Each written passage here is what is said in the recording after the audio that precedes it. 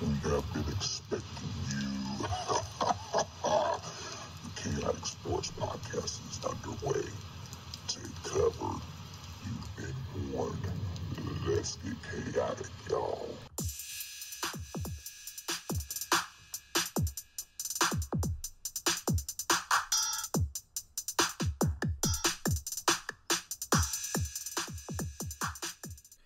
And good afternoon, everyone, and welcome to the latest installment of the Chaotic Sports Podcast. I am Patrick Brown, your creator and host for this wonderful podcast. Got a lot to dive into on this beautiful Sunday afternoon. A little windy, but the show must go on. A lot to dive into in the world of the NFL. We've got Week 7 picks. We've got a new segment that I'm going to introduce here shortly, Enough with the Clown.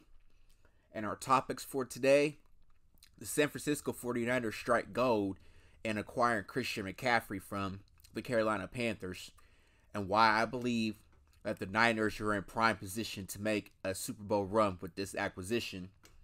The Philadelphia Eagles win their annual regular season homecoming game versus Dallas last Sunday evening. I've got a lot to say about that and many, many more thoughts on the game as we get ready to put this to bed. The Buffalo Bills get a statement win in Kansas City, as well as Josh Allen hurdles the Bills past Kansas City in what was an exciting game in itself. We've got a new segment. It's called The Chaotic Truth is the new segment, and I'm going to elaborate on a team that's been an utter disappointment, and it's about to more than likely be a big fire sale for the most part. And we've got Enough from the Clown, my favorite segment, but it's not AB this week, so we'll leave AB alone for the time being until he does something stupid again. And our Week 7 picks. Other than that, let's get the show going. First up, the breaking news that we had on, I believe it was Thursday, that the 49ers acquired Christian McCaffrey from the Carolina Panthers. I've got a few things to say on that one. The San Francisco 49ers are seizing an opportunity to go for it. They see the window is still open. Their division basically is theirs to win. Los Angeles Rams probably won't make any moves unless they trade Cam Akers. Right now, the 49ers, to me, are the best team in the NFC West as a whole. And the best team in the NFC as far as I'm concerned. I'm not putting Philadelphia as number one. You'll know why here shortly. But Christian McCaffrey gives this team a different dimension offensively. The only thing that kind of worries me as a football fan, Jimmy Garoppolo. Jimmy Garoppolo, for whatever reason, somehow he will do something crazy that's not needed. A turnover or a fumble, interception, whichever comes first. You've got a great offensive line. You've got Trent Williams, one of the best left tackles in football. You've got Deebo Samuel, one of the electrifying playmakers we've had in a while. George Kittle. You've got a Super Bowl caliber defense led by Nick Bosa, D Ford, Fred Warner. The secondary's playing a lot better than I had initially expected. Kyle Shanahan's still the play caller and the head coach. Jimmy Garoppolo cannot mess this up, ladies and gentlemen. This is pretty much John Lynch saying, we're going for it this year. We're going to use the draft equity we got to improve our team to be better. And he did just that by giving another playmaker on the offensive side of the ball. I believe it's going to pay dividends. The only concern is, can Christian McCaffrey stay healthy now that he's on a winning team? He's in an ideal situation where his skill sets can be used the way Kyle Shanahan likes to use his playmakers. And it's going to be a match made in football heaven. For me, the Los Angeles Rams are kind of on the outside looking in right now. They're not looking too good. I do believe that their Super Bowl hangover is real, And when they have to play against really good teams, they fail to show up. I don't know if it's because Aaron Donald he's one of the premier players in the league, but when he goes up against a pretty strong offensive line, he doesn't look that good. He looks above average. But if you put him up against bad defensive lines, it's easy. But nevertheless, the Rams have their own internal issues to worry about with Cam Akers and trying to find what they're going to do with him, whether trade him or do something that can kind of help utilize his skill sets. But they have no draft equity as far as first round picks because they traded all of them away when with the acquisitions of Jalen Ramsey and players of the past that helped them win the Super Bowl. But the 49ers, ladies and gentlemen, I believe they'll get ready to do some damage in the NFC in the coming weeks. And this is their opportunity to do it with Christian McCaffrey.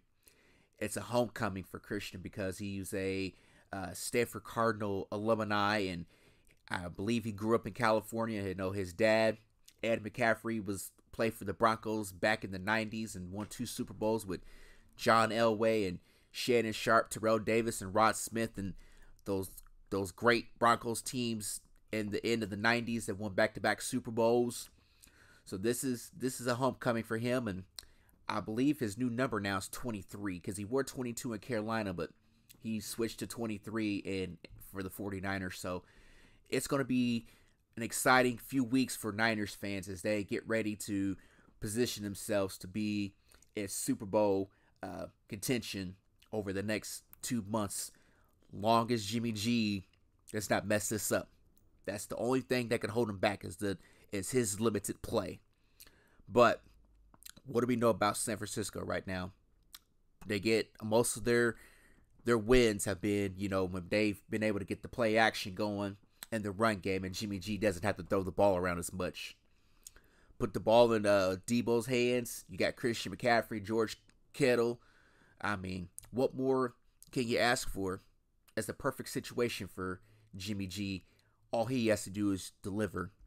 But we're going to find out about Jimmy G over the next several weeks as we get closer to this playoff push after the trade deadline. Moving on to what was a homecoming event for the Philadelphia Eagles last Sunday at the Lincoln Financial Field. The Philadelphia Eagles won the regular season championship game against the Dallas Cowboys. Now, me personally, y'all can have that win, Philadelphia. You can have that win because you know why? Your fans gaslit that for all that it was worth. You finally beat us once during the regular season. Yay, congratulations. You want some cookies for that? Do you really want some cookies? Because I'll sure never give you some. I better yet, I'll bake you some cookies. Tell me what flavor you want, and I can get them to you. Anyhow, Philadelphia is one of those teams that I really don't like. The Eagles. I don't, as a lifelong Cowboys fan, I hate the Eagles. They have what's called Cowboys Week in their locker room because everybody knows that it's a big NFC East showdown. And with them being undefeated, they were really feeling themselves. Everybody was uttering, "Oh, they could be better than the 1972 Miami Dolphins." Really? Seriously? So we're talking undefeated now and better than the 72 Dolphins. You're not better than that. Thank you, national media, for gaslighting a fan base that's arrogant and classless. They brought out Meek Mill to introduce the players and whatnot. I was just waiting on a parade after the game, just like you won a Super Bowl, because y'all, Eagles Nation, said that this game will be bigger than winning the Super Bowl. Really? A regular season matchup is bigger than a Super Bowl? Seriously? Y'all really should, do your homework. But nevertheless, you can keep talking. I also want to say this. All the Eagles fans were pretty much slandering all the Cowboys content creators on social media. Every time I got on Twitter, there was some Eagles fan that was in their feelings because, beating us and, well, the content creators for the Cowboys community don't know what they're talking about, and they don't know anything about football and yada, yada, yay. You know what y'all was sounding like? Charlie Brown's school teacher. Wah, wah, wah, wah, wah, wah, wah. That's what it was sounding like to me. A bunch of spew. I let it go in one ear and not the other. I'm thinking, we're living rent-free in y'all's minds right now. The game's been over for basically almost 2 weeks. You're on your bye week, so I think y'all should worry about Pittsburgh and not worry about us, because we done moved on. We're focused on Detroit, which the game is being played right now as we speak. But Eagles fans, grow up. Be civilized adults. And oh, by the way, the fan that ran out the tunnel with the players, again, how many more times are we going to see this on TV where a fan acts stupid? Do you not know that you could be escorted out of the stadium for being stupid? Do you not have any common sense? Apparently you don't. But yet, this is the same fan base and organization that was talking about they're a new dynasty. It took y'all a million years to win 1 Super Bowl. Dallas has 5 Super Bowls. And y'all acting like y'all was on top of the world. Really? Try going 4 out of 5. Try that before you call yourself a dynasty, because you're not. You don't know what it feels like to be a dynasty. You win 1 Super Bowl and y'all was on cloud 9. As a Cowboys fan, I was sick the night that they won the Super Bowl. I was literally sick. I was like, I can't believe that the Eagles finally won a Super Bowl. But, nevertheless, you find out that your quarterback at the time was not who he appeared to be. He's on his 3rd team in 2 years, and throughout his 7 years, Dak Prescott's still the quarterback of the Dallas Cowboys. Think about that for a second, Eagles. Y'all get so caught up in your feelings that beating us is just like it's a glorious day for y'all. But here's the flip side of that. You've got a loss coming sooner or later, and I'm here for it. Because you got the Steelers next Sunday coming off your bye week, and then you make a trip to the great state of Texas to play the Houston Texans, in which you could probably lose that one too. I'm just saying. I'm just saying. I'm just going to go ahead and say it now. One of those 2 games will be a loss for the Philadelphia Eagles, and I will be sitting here, right here in my humble loft, waiting on you. Back to the game itself. Kellen Moore, why did you abandon the run? I tweeted this out so many times throughout, the course of the game. Run the ball. Run the ball. Run the ball. Need I say more?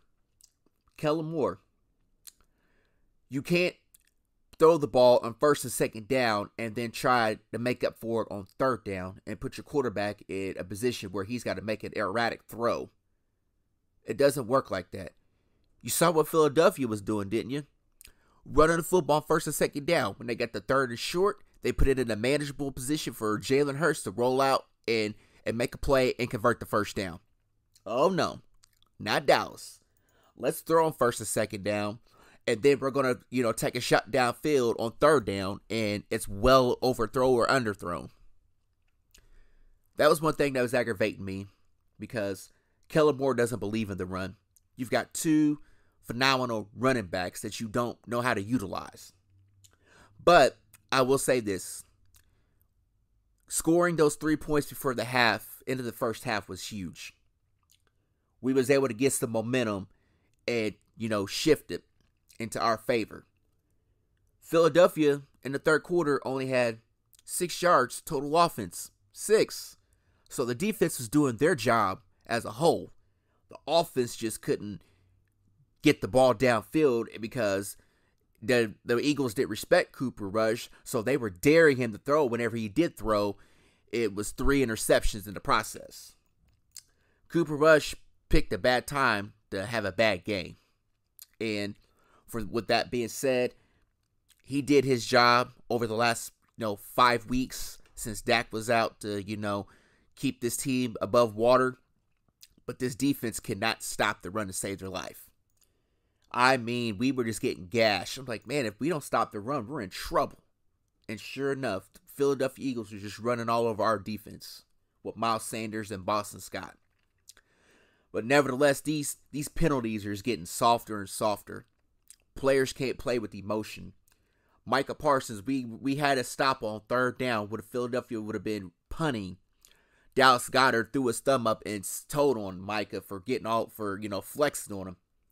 15-yard penalty for unsportsmanlike conduct. Really? So this is the league now. We're being petty. And then Trayvon, he threw his he took his helmet off the end zone after the touchdown was scored near the end of the game. I tell you what, the Eagles, you got what you wanted. You can have that little homecoming game. And y'all are going back to sleep and waking up, and it'll be December 24th whenever y'all see us again, because that's all you've been talking about for the past 2 weeks. Oh, we can't wait till December 24th, come to Jerry World. We're coming to Jerry World. We're coming in strong. Okay. We're going to be right here waiting, because that could be the game that decides the NFC East, for all we know, depending on what happens with the Giants between now and then. That game pretty much decides the division, depending on how, all the teams play out that are in playoff contention right now. You can have your little victory over us, and I hope that the day you lose, I may act a fool on my show. I kid you not. I may act a fool like Ludacris if y'all lose, because it's going to be a glorious day for me and the rest of Cowboys Nation. But one thing I will say, though, respect our Cowboys community. If you ain't got nothing nice to say, don't say nothing at all. If you want to get on our chats and try to troll us, you will be blocked. Because I see most of that over the course of 2 weeks. Getting on there and whining and still, throwing it all up in our faces. We don't care about the game. We've moved on. But if that's how you feel, it makes you sleep better at night, go for it. I don't care. I've moved on. I'm not intimidated by an Eagles fan. Because we all know that y'all don't like us. We don't like you.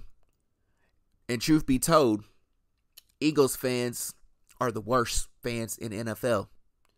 I love how they say, well, the local fans, unquote, are more in sync and embody what the city of Philadelphia is all about.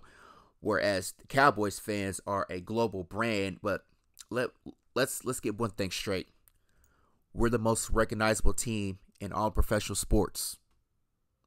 We're worth well over, $4 or $5 billion. How much are y'all worth as a franchise?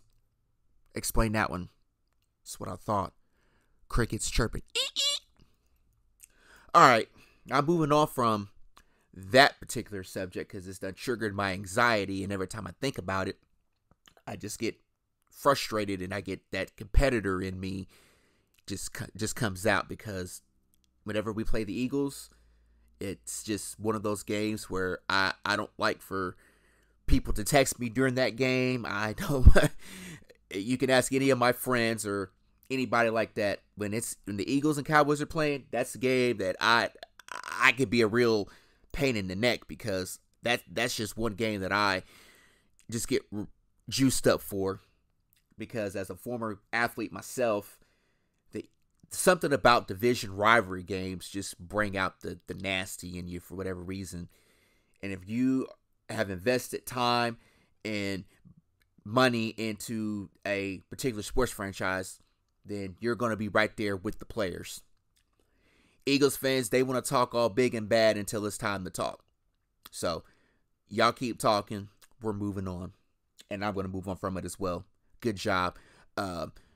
Enjoy your little parade, because I'm sure you probably threw one sometime this week. But nevertheless, let's move on to the Kansas City Chiefs and Buffalo Bills game last weekend. Tell you what, ladies and gentlemen, Josh Allen is a stud. Josh Allen, to me, is the top. He's a top 2 quarterback. You could say Patrick Mahomes is 1A, Josh Allen's 1B. I'm not going to argue with that one, because both of these dudes are sensational.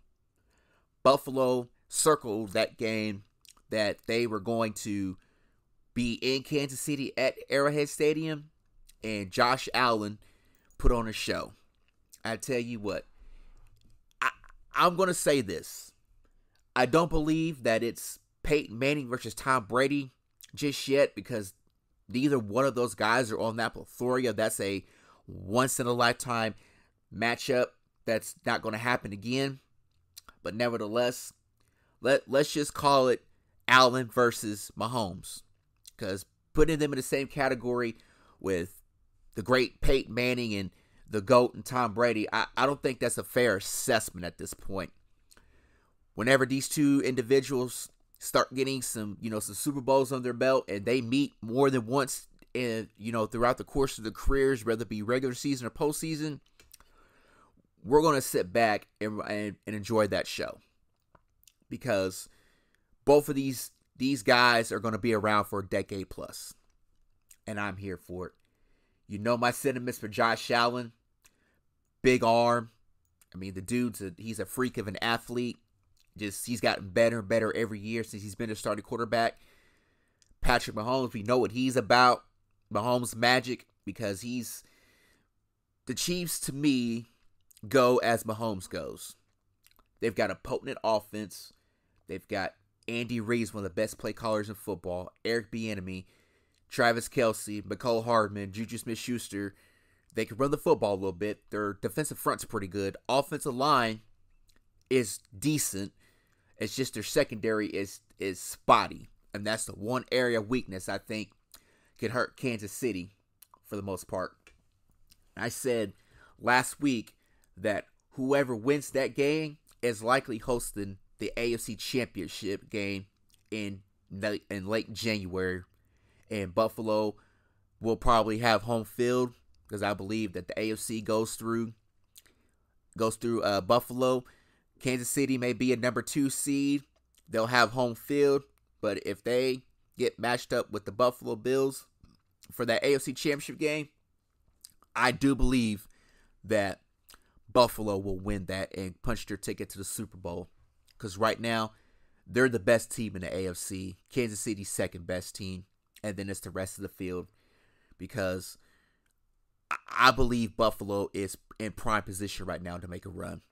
I don't know if they're going to make any trades, but I wouldn't rule it out at this point to try to go get, maybe a second receiver, or improve your running back room. Cam Akers is available, and some other players are going to be out there. So we're going to see, because I honestly thought that they were going to swing a trade for Christian McCaffrey, but he's in San Francisco.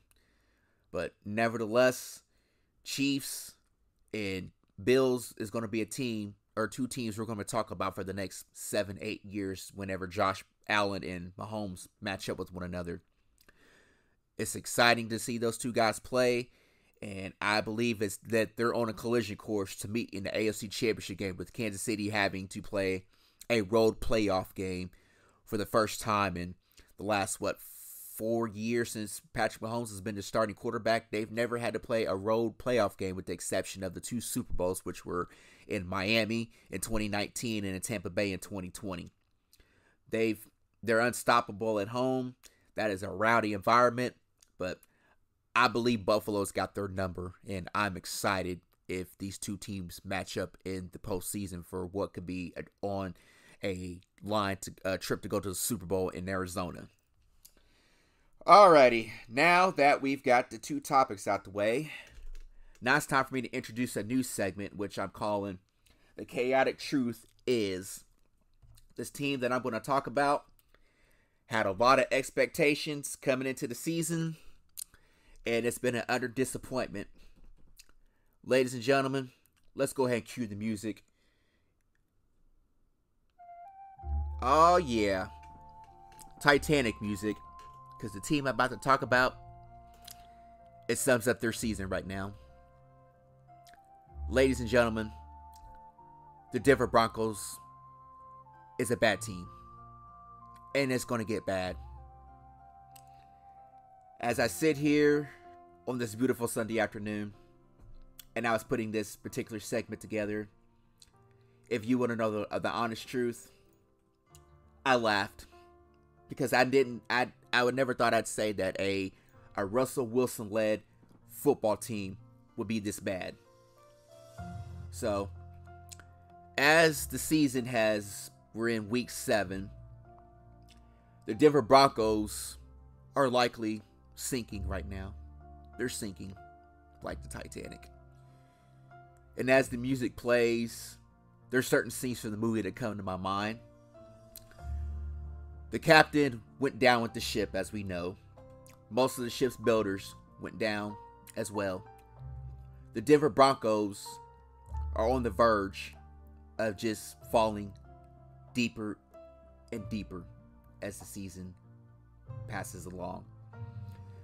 A team with high expectations and Super Bowl aspirations, that's going to come to an end, because with each loss that mounts, they can't recover from it. And it's sad. Russell Wilson has been bad. And it makes me wonder, is this who he's always been?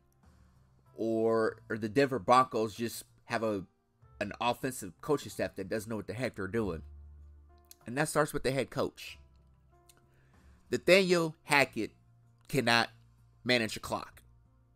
He looks like he's stranded on an island, and he's going to jump off the ship in order to avoid going down with it. Sadly, the Denver Broncos made a bad hire with Nathaniel Hackett. They went all in for Russell Wilson and gave him $250 million. And I had seen today that there could be trade rumors surrounding Jerry Jeudy, KJ Hamler, and Bradley Chubb.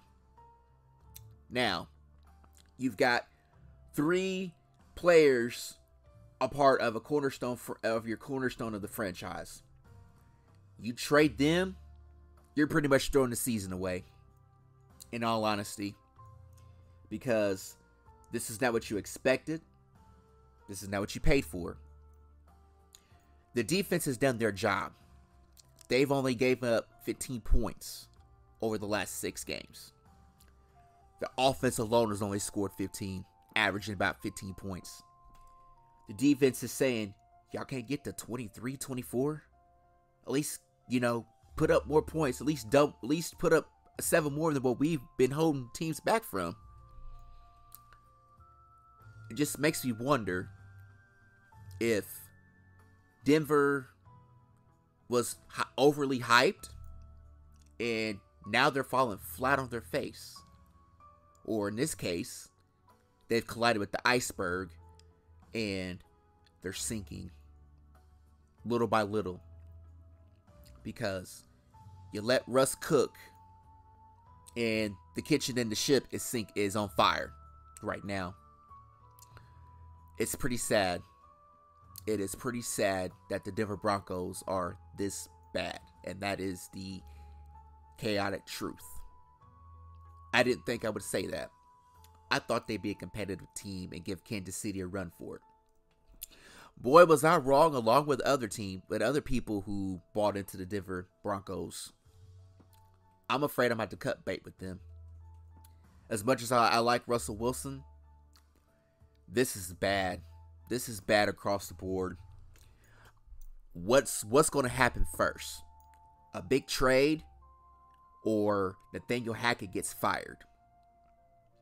I believe Hackett gets fired first, and then they're going to listen to trade offers to see what they can get out of the 3 players mentioned. I believe that, one, they'll try to weather the storm, but they've got to win some football games.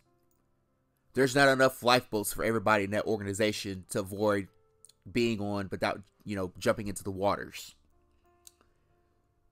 Ladies and gentlemen, the Denver Broncos will likely miss the playoffs.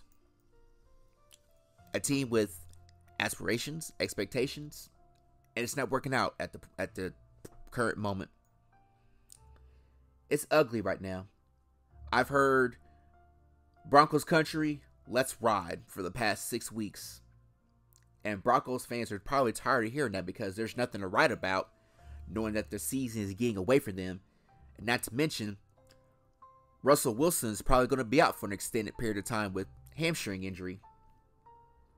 They're supposed to play Brett Rippon, who is, I think, Mark Rippon's son, who played for the Washington Commanders back in the 90s and won a Super Bowl. But nevertheless, it kind of makes you wonder, what were the Broncos thinking? They went all in, and now it feels like they're just going to have to cut their losses, either with the head coach or stockpile some picks. We shall see what happens with this Denver team over the next several weeks into the trade deadline. But a team right now, this is not a playoff team. It's not a Super Bowl contender. And I know everybody picked Denver to come out the AFC. How are we feeling about that right now? Just out of curiosity, how are we feeling about it? I'm not feeling too good. But I felt like with Russell Wilson, this team can stay afloat. And it's just been one mishap after the next. And we still have games where the Broncos are going to be on prime time over the next, I think they got 3 primetime games left. I hope the NFL flexes those games, because I don't think I could watch another Broncos game with Russell Wilson leading the way and they're losing. But with the Broncos, this is sad. I mean, the season is over. It feels like it's over before it gets started. But they're all going to go down together. In all seriousness, they're going to go down together. The head coach, Russ, frustrated players, the organization as a whole, they're all going down together into the ocean. That's going to be a very sour taste in Broncos fans' mouths, but they should feel some type of way right now due to the simple fact that they believe that they had a team that can compete for championships. They do, but you don't have a head coach to hold everybody accountable. He doesn't know how to coach. Well, you have to bring in a consultant, and even the consultant can't save you. That's a problem. And I believe that this ownership is going to evaluate Nathaniel Hackett over the next several games before they cut bait with him.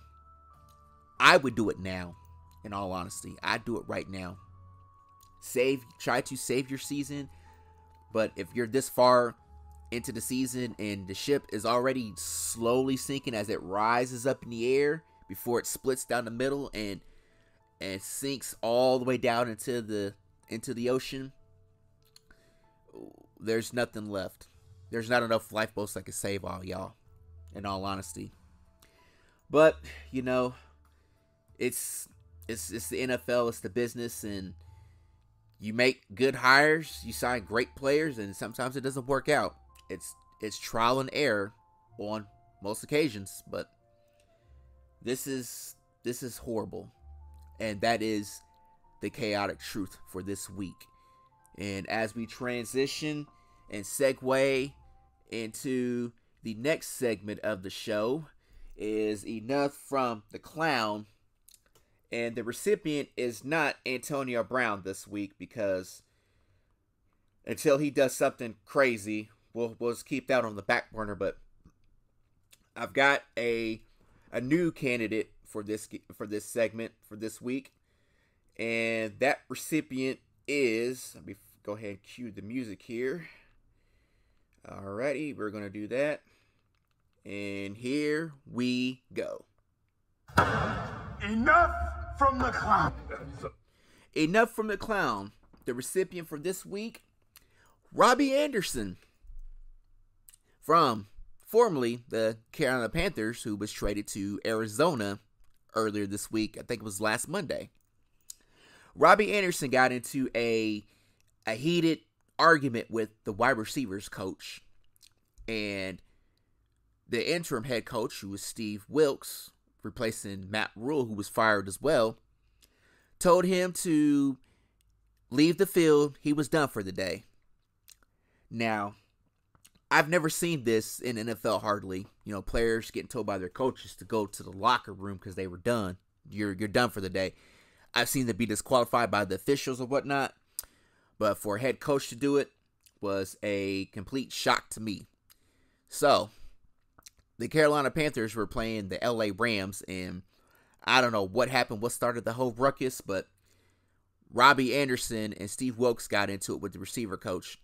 And Robbie Anderson turned his back or something, walked away, and Steve Wilkes told him, "You're done for the day. Get off my field. You're done for the day. Get off my sideline." Ladies and gentlemen, there's just certain things you shouldn't do. Young athletes is get up in your coach's face. But at the end of the day, there's got to be a line of mutual respect. And in that particular moment, emotions boiled over, and it is what it is. And every time I see him, I think about Sideshow Bob from The Simpsons. That is no joke. Like, how do you fit all that under a helmet? Seriously, that's not knocking him, but it's just weird to look at an athlete whose hair is like that. It kind of disturbs me a little bit to an extent, because how? This is, I know it's a hairstyle and everything, but he does look like Sideshow Bob to a degree. And that's what that to me, that's what it looks like. So he got traded to Arizona, and he was on the field Thursday night for the Thursday night game with Arizona, and he looked like a different person. Like, he looked free. He had on a red jean outfit of some sort, and I was like, dang. I was like, dude, you're really just starting to rub people the wrong way. And reason why I bring that up, shout out to Barry Grant Jr. from the All Even podcast and the co-founder of the GRYD. He did a segment on his show earlier this year on Robbie Anderson, because Robbie Anderson was contemplating retirement. Because, it was a talk about if the Panthers acquire Baker Mayfield, he's going to retire. And I got a laugh out of it. And then the incident that took place this past Sunday, and I had messaged him because he had that clip on his IG story, and I said, yeah, it's like, after what he pulled in LA, he's probably getting traded. And lo and behold, I was right. He got traded.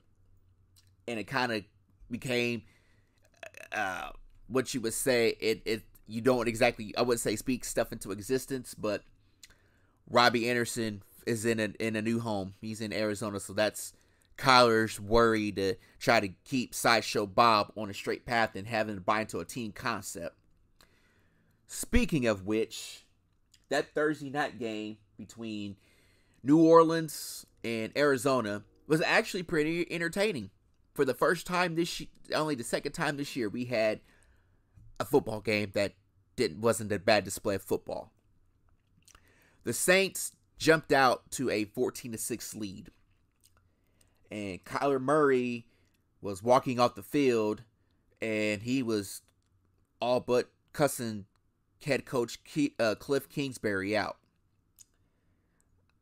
In my years of watching sports and being a former athlete, I don't think I've seen a player get in the face of his head coach and, drop the F-bomb a couple of times. To me, that's a poor display of leadership. And I understand that the emotions got the best of him. And Cliff Kingsbury was just standing there like, yeah, okay, yeah, and then walked away. DeAndre Hopkins returned, and he was right there trying to, restrain Kyler from, getting all up any closer to Cliff Kingsbury, because if that would have happened, it would have been on national TV. But nevertheless, the Saints had 2 interceptions that were turned into pick sixes. The Arizona Cardinals did most of the lifting for the Cardinals with the back-to-back pick sixes. Andy Dalton, I don't know. I think they should have started Jameis Winston. Jameis would have given them the best chance to win. The Arizona defense showed up. DeAndre Hopkins returned to rare form and doing what D-Hop does and catching, I think he had 10 catches for 108 yards and whatnot. But the glaring stat is the Saints had nearly think it was 500 yards of offense, and they still lost, if I'm not mistaken. How does that happen? The New Orleans Saints are not going to win a whole lot of football games like that. With Andy Dalton as your quarterback, it's not happening. The defense is not playing as good as they should. And for the first time in a while, the New Orleans Saints look like a team that could miss the playoffs themselves.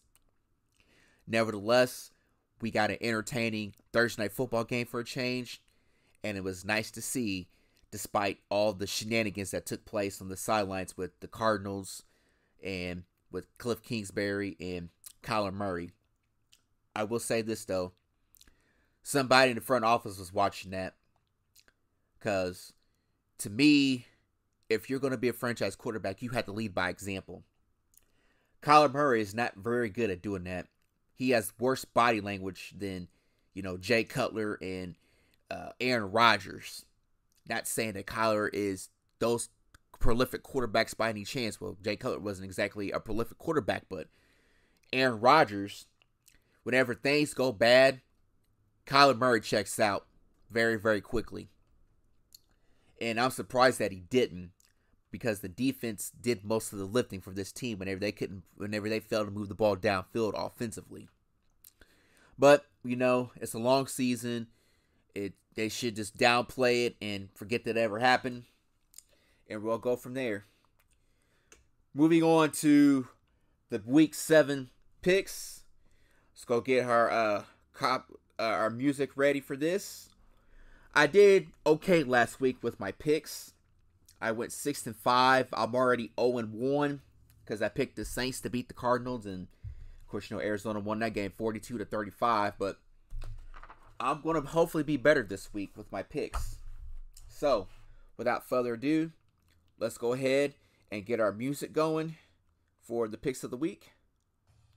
Alrighty. First game on deck. Dallas Cowboys hosting the Detroit Lions. Dak's return of the Dak. A game in which the Detroit Lions have the number one scoring offense, but have the 32nd ranked scoring defense. The Lions, to me, will be in this game for the most part, as they should. How much rust is Dak going to have to work off for this game? Running the football would help. That would help out Dak quite a bit. He returns, and the fans are excited about it. Let's just hope that this game doesn't turn into one of those, okay, who's going to screw up first to put the game in the opposition's hands to win. I trust Dak Prescott more than I trust Jared Goff. The Lions are competitive. We need to take them seriously, because this feels like a game that could go either way. Because anytime we play Detroit, it's been close. It comes down to the last 90 seconds of a football game. And I believe my defense is going to respond after the way they played last week. The offense is going to get rolling. But we need to run the ball with Tony Pollard and Ezekiel Elliott. Thunder and lightning. That's what Kelleborn needs to do. But if you've been watching the Cowboys the last 3 years since he's been the offensive coordinator, he's a pass-happy guy. He doesn't value the run. And this is where this team is going to probably be up and down in this run game, because you've got two running backs, but we don't know how to utilize them. Zeke is still Zeke. Tony Pollard is elusive and can get between the tackles and break out a touchdown here and there. I need my defense to step up this week. I need my defense to play consistent. I need them to play mistake-free and help this offense. They're going to do their thing. It's on the shoulders of Dak Prescott to keep this game out of Detroit's reach. His first game back. How much rust is he going to have? And what are we going to have to do to gain some traction for this game and next week against the Chicago Bears before our bye week? Because after the bye week, it's going to be a lot of football over the course of 3 weeks for the Dallas Cowboys. With that being said, I'm taking the Dallas Cowboys to win 38-10 over the Detroit Lions, and what's probably going to be a sluggish first quarter, and get things rolling in the second and third, and try to put the Lions away in the fourth quarter. Moving on to the next game, the Bengals hosting the Atlanta Falcons. Atlanta's been in some games, and they've been playing pretty decent. The Bengals are coming off of a big win in New Orleans for what was, Joe Burrow and Jamar Chase's homecoming back to New Orleans, where they started at LSU, but which won the national championship, and Joe won the Heisman Trophy that year. But today, they're back home to host the Falcons. I like Cincinnati in this game.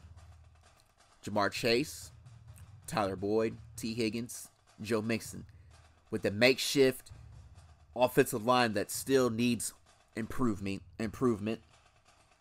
The Falcons will stay in this game, but at the end of the day, I'm taking Cincinnati 31-23 over the Atlanta Falcons. Next game we have is a classic AFC South showdown between the Tennessee Titans hosting the Indianapolis Colts. The last time these two teams played, the Titans won in Lucas Oil Stadium. Derrick Henry ran the ball fairly well. The Colts are coming off of a win over the Jaguars last week. Ryan Tannehill's decent. The defense is pretty good. It's just the passing attack is the one that's kind of a question mark for me right now. They've got Robert Woods, and they still got Derrick Henry as the running back. This game's probably going to be close for the most part, but in the end, I've got the Tennessee Titans winning this game in a close one through 3 quarters before they put the Colts to bed. 28-17 over Indianapolis. Moving on to the Washington Commanders hosting the Green Bay Packers. The Packers, of course, have back-to-back losses, losing in London week before and then losing to the Jets this past Sunday. This team looks like it's them two as well look like a shell of themselves. Matt LaFleur looks like a fraud. Aaron Rodgers looks above average with no receiving core, but they still got A.J. Dillon and Aaron Jones. Decent defense. This is a game that the Packers should win without Carson Wentz starting for the Commanders. I believe this is a game in which the Packers will get out to a fast start, and then they'll kind of let Washington hang around for a little bit before Aaron Rodgers gets out of his own way and puts the game away. I'm taking the Packers 30-20 over the Washington Commanders. Moving on to the Buccaneers taking on the Carolina Panthers from Charlotte. As we all know, the Carolina Panthers are in a complete rebuild. No Christian McCaffrey, no Robbie Anderson. Who's their starting quarterback? Sam Darnold, P.J. Walker, Baker Mayfield's out. DJ Moore's still there, but I think he'll be the next player that'll get traded. And then their defensive end, who was offered, somebody was rumored that there were 2 first-round picks offered, but there was no traction on that. The Buccaneers, coming off of a disappointing loss to Pittsburgh last week, this is a game that they should win. This is a get-right game for them. For whatever reason, Tom Brady looks every bit 45 years old. And this defense will go as far as they can. But I'm going to take the Bucs in this game. And the Buccaneers stay afloat in the NFC South and try to stay in the playoff race. Give me the Tampa Bay Buccaneers 28-13 over Carolina. Moving on to the Jaguars hosting the New York Giants. An interesting game for the most part. The Giants are 5-1. Who would have thought that Brian Daboll would come in and have an impact on this team right away? They've won more games than they did last year through 17 games, and they've won 5 of the first 6. They're limited at quarterback, but they've got a pretty good run game with, Daniel Jones and Saquon Barkley. The defense is pretty good. Brian Daboll's done an excellent job, and the defensive coordinator has done a phenomenal job as well. But Doug Peterson is familiar with the NFC East, where he's the former Eagles coach who's now in Jacksonville. Trevor Lawrence is a pretty good quarterback. They got a good run game. They got a pass game. But they've got a good run defense. And I think that's where the Giants are going to run into trouble, is trying to run against this Jacksonville run defense. Daniel Jones will do Daniel Jones things. With that being said, I'm taking Jacksonville 29-23 over the New York Giants and handing them their second loss on the season. Moving on to another divisional showdown between the Cleveland Browns taking on the Baltimore Ravens in Baltimore.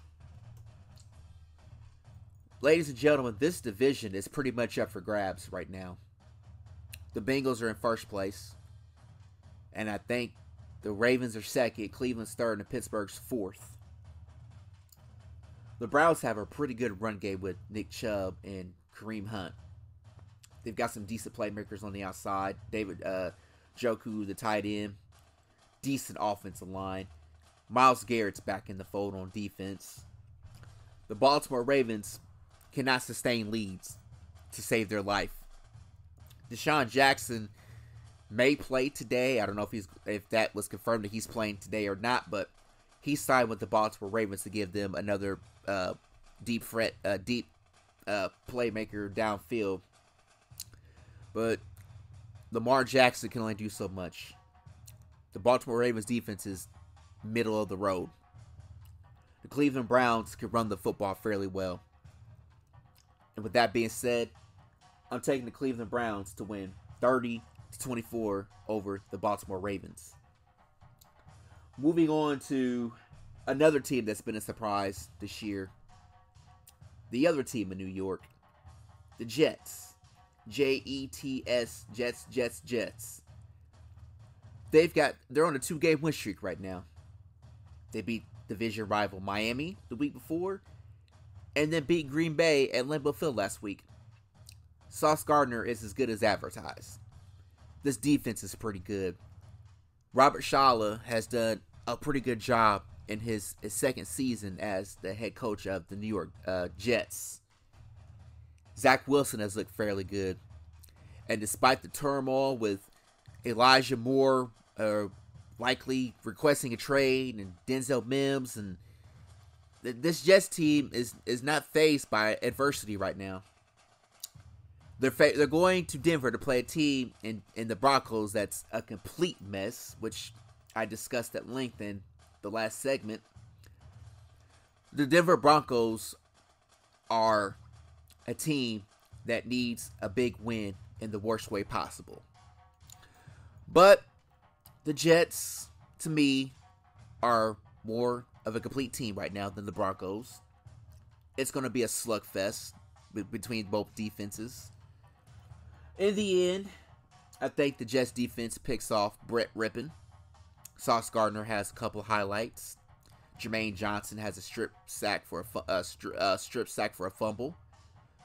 And the Jets, they do enough offensively to put the Broncos in the loss column today. I am going to pick the Jets to win 27-13 over the Denver Broncos. And what could be Nathaniel Hackett's last game as a coach, but we shall see. Moving on to the Las Vegas Raiders hosting the Houston Texans coming off their bye week. For the last 2 weeks, we've been hearing about Davante Adams' incident in Kansas City. He was charged with assault for, shoving an NFL cameraman. Davante Adams is ready to play football. He's putting it to sleep. Thank God, because it just feels like this is a story that's not going away. Davante Adams apologized. He was heartfelt and sincere about it. He's moved on. Now it's on to the legal process and what the league could do as far as, possibly suspending him for the personal conduct policy. The Raiders themselves find they're in a very peculiar situation. Derek Carr is still a fairly good quarterback. Josh Jacobs can run the football fairly well. Hunter Renfrow, Darren Waller. This defensive front is not great, but Max Crosby is still a pretty good pass rusher. If the Raiders invested in their defense, they'd be a pretty good team right now. They would be right up there with the Chiefs. But they're limited and complacent with Josh McDaniels, who doesn't value the run game, who doesn't know how to manage the clock. He too could look like an utter fail and disappointment in one season. But I trust Derek Carr more than I trust Davis Mills. The Texans are going to hang in this game through at least the first half, midway through the third quarter. But in the end, the Raiders will prevail. I think Davante Adams has a big game. Hunter Renfrow has a pretty good game. And this Raiders team wins. They're at home. With that being said, I'm taking the Raiders to win 34-28 over the Houston Texans. Chargers hosting the Seattle Seahawks.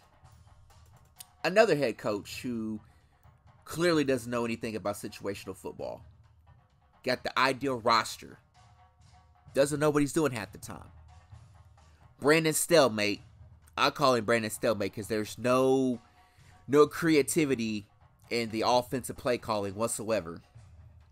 Justin Herbert, as great as a quarterback he is keeping his team afloat. The defense is playing okay, but not great. And this is without Joey Bosa. They still got Khalil Mack, Darwin James, Asante Samuel Jr. J.C. Jackson's been in and out of the lineup with an injury. But the Seattle Seahawks have been pretty solid. They've been in some games, which is a shocker. Because everybody picked them to win less than 7 games, including myself. Geno Smith has looked pretty good. When it comes down to situational football in this game, I trust Pete Carroll more than I trust Nathaniel Hackett. With that being said, give me the Seahawks 34-28 over the LA Chargers. The game of the day everybody's been looking forward to. It's a Super Bowl rematch between the San Francisco 49ers hosting the Kansas City Chiefs from Levi Stadium in Santa Clara, California. I went back and forth with this game. I really did. I believe the 49ers are the better team, but Kansas City has the better quarterback in Patrick Mahomes. What would Christian McCaffrey look like in his first game as a 49er? Can the Kansas City Chiefs regroup from their loss to Buffalo last week? Who is going to make the plays down the stretch to help their team win? I like San Francisco defense. I think their offense is a little bit more creative than Kansas City. Only difference is quarterback. But I trust this 49ers defense more than I trust the Kansas City Chiefs secondary. Because if push comes to shove, Deebo Samuel is going to be a highlight reel as always on any given Sunday. Jimmy Garoppolo cannot throw the ball away or turn the ball over and give the Kansas City Chiefs short fields. Travis Kelce is probably going to have a monster game. George Kittle's going to have a good game. Again, the 49ers defense will be able to get pressure on Patrick Mahomes.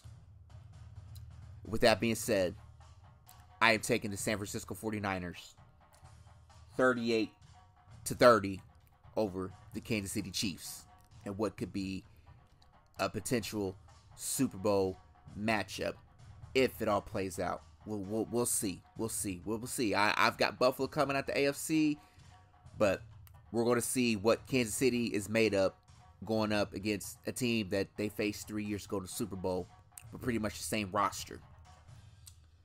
Moving on to the Sunday night game, in which is my upset of the week.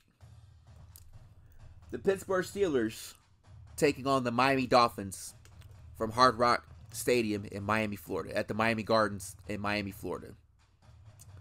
This game has a lot of hype. It's the return of Brian Flores since he was ousted by the Dolphins organization this past offseason. Tua returns to under center tonight. And it's also, they're celebrating the 50th anniversary of the 72 Dolphins' undefeated season in which they won the Super Bowl. It's a Sunday night football game. And I think this is the first time that they've been in Miami in a while for a primetime game. A lot of problem circumstance. A lot of cameras. A lot of fans are going to be there in that stadium tonight.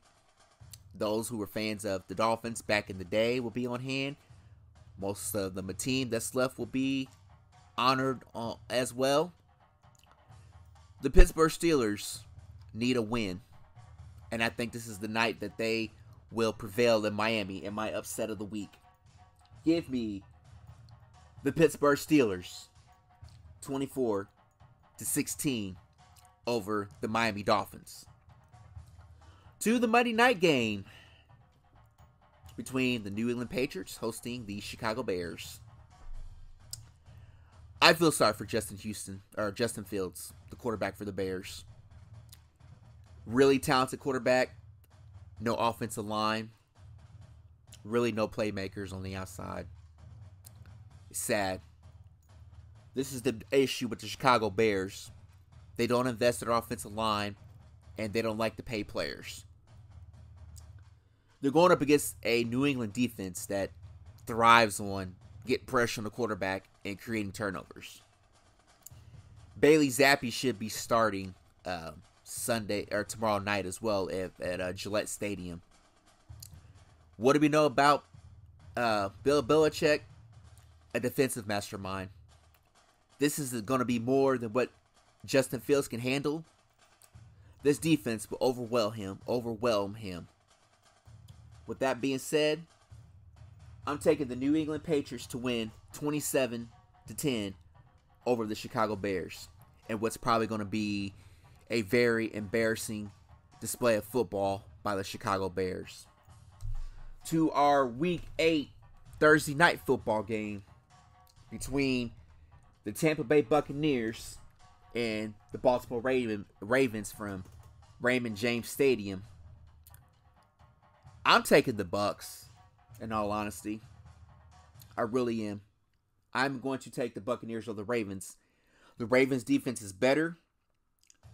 The Buccaneers defense is better than the Ravens. Brady versus Lamar Jackson. Advantage Brady.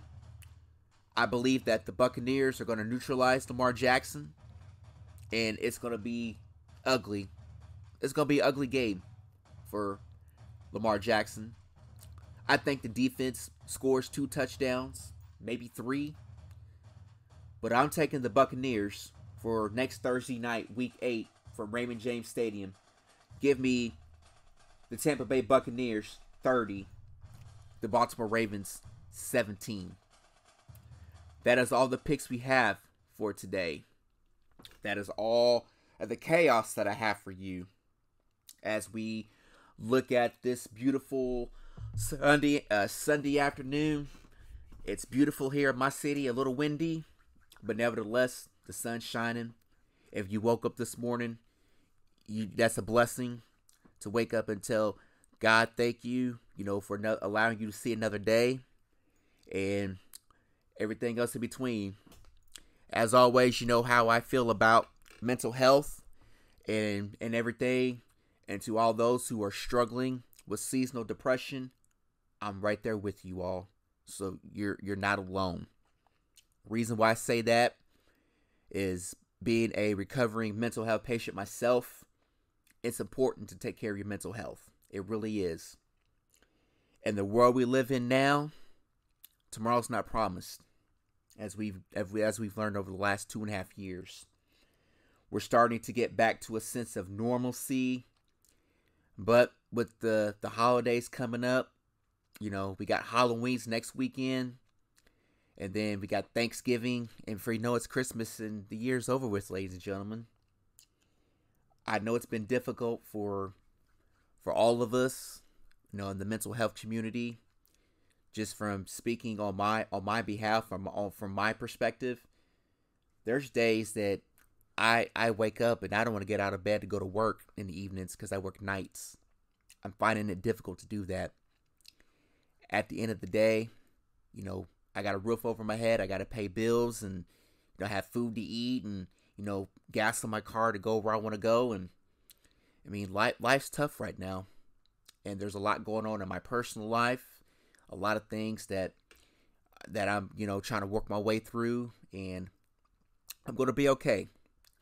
I want to say to those who are struggling, seek therapy if you need to. Don't inflict self-harm on yourself.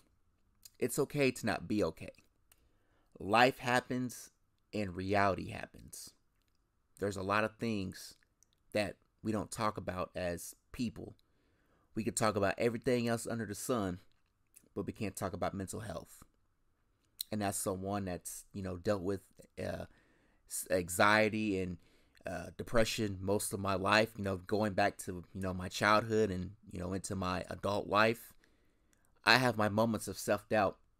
I'm not ashamed of admitting that to you all. I'm more open and vocal about it than I was before, and I just want to say that you're not alone in this battle, ladies and gentlemen. If nobody told you that they love you today, I love you. God loves you. Just always know that you need a strong support system around you in order to, you know, build yourself up and get back into a groove of feeling better about yourself. Get out and enjoy, you know, the sunshine, the rays of light. Get some sun in your life. You know, take walks. You know, take sabbaticals from social media if you have to, because social media is a blessing and a curse. It's good for marketing. It's good for promotion. But at the same time, there's a lot of hate speech that goes on social media. There's a lot of discrepancies and everything in between with social media that it could be too much. And I take my sabbaticals from time to time. I'll admit there's days I just don't want to get on social media. I check my messages because, you know, I'm in, you know, the podcast community and whatnot, and, you know, checking in with, you know, certain chat groups that I'm in, you know, letting everybody know that I'm okay. But at the same time, there's just days that I just like, man, I don't even want to get on social media. I mean, I don't even want to go to work, but like I said, life has to go on. In the meantime, I pray that everyone is safe today. Enjoy the beautiful weather in your area. Enjoy the sunshine. Light candles and incense if you have to, in order to, you know, to create a safe haven in your house and around your house. I find myself doing that here lately with, you know, over the last year or so. It's therapeutic. I encourage you to practice self-care. Go, you know, get manicures and pedicures and, you know, barbershop visits. You know, that's forms of self-care that, you know, build yourself back up a little bit. Anyhow, that is all the chaos we have for today. I am going to enjoy the rest of my afternoon. Get ready to cook some dinner. Those ribeyes are pretty tender right now, sitting in the refrigerator. I'm ready to enjoy the day and enjoy some football. Until next week, ladies and gentlemen, please stay safe. God bless. Make sure that you share, like, subscribe, and comment on the GRYD Sports Podcast Network. Dare to be different. Step into the GRYD, the new leaders in digital media, sports, and entertainment. Follow us on YouTube, Instagram, TikTok, like whatever social media you have. I'm surely the GRYD is on there somewhere.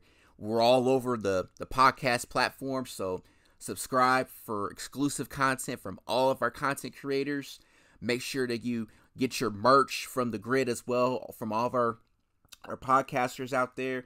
We've got a lot of great creators that are doing some phenomenal work. So please subscribe, share, and comment, and follow us on our social media outlets as well. With that, I'm done for the day. Please stay safe and take care of yourself. I will see you all next week. God bless. Peace out.